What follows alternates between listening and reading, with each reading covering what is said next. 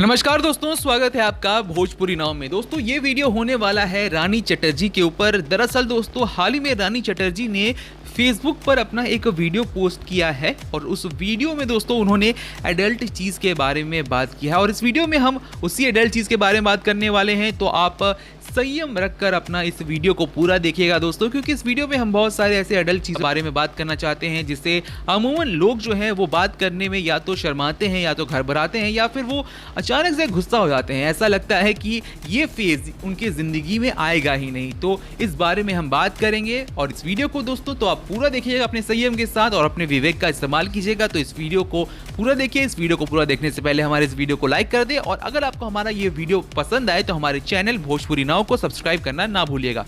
तो चलिए दोस्तों शुरू करते हैं। अब दोस्तों दुनिया में अलग अलग लोग हैं और अलग अलग लोगों की अलग अलग चॉइसेस है। कोई सिगरेट पीना पसंद करता है, कोई सिगरेट पीना पसंद नहीं करता है, कोई कुछ खाना पसंद करता है, कोई कुछ खाना पसंद नहीं करता है, जिसके हिसाब से जो बड़ी बड़ी कंपनियां हैं उस हिसाब से उनके लिए प्रोडक्ट्स बनाती हैं।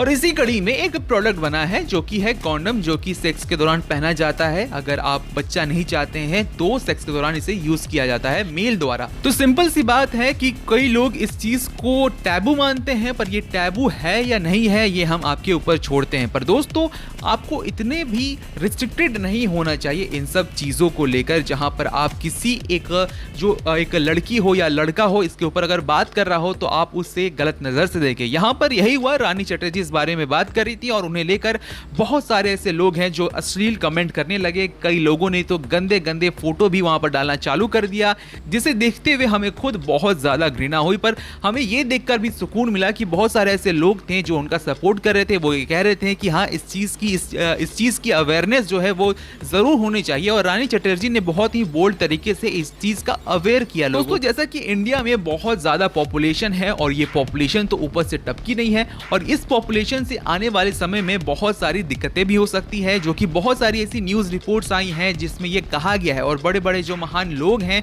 जो बड़े बड़े जानकार हैं, उन्होंने भी कहा है कि जो पॉपुलेशन होती है यानी कि जो जनसंख्या होती है वो बहुत ज़्यादा डिस्टर्ब कर सकती है आने वाले फ्यूचर जनरेशन को अगर उसे कंट्रोल नहीं किया जाए तो पॉपुलेशन को कंट्रोल करने के लिए आप बच्चे कम पैदा करें और बच्चे कम पैदा करने के लिए आप कॉन्डम का इस्तेमाल कर सकते हैं।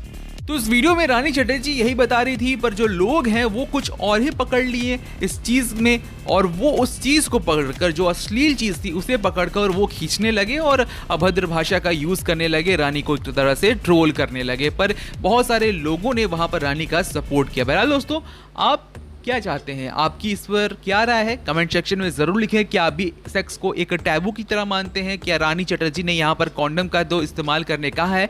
क्या रानी चटर्जी ने कुछ गलत कह दिया है? आप अपने विवेक का इस्तेमाल करें और कमेंट सेक्शन में लिखकर बताएं। इस वीडियो को लाइक करें, शेयर करें। अगर हमारी बात पसंद आती है तो हमारे चैनल भोजपुरी नाव को सब्सक्राइब करना ना भूलें। नमस्कार।